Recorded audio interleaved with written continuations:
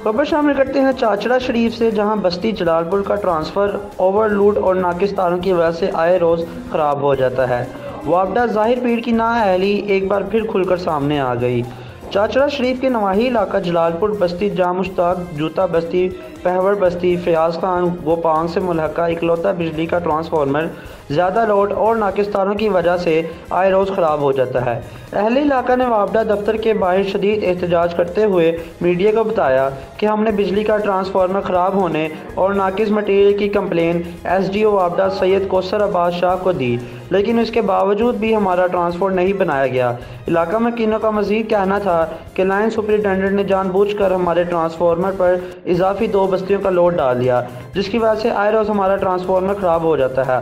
गोपांग बरादरी, जोता बरादरी, पहवर बरादरी, बाड़ा बरादरी ने एहतजाज करते हुए वज़ीर आज़म इमरान खान और वज़ीर आला उस्मान बुज़दार से नोटिस लेने और इंसाफ फराहम करने का मुतालबा किया।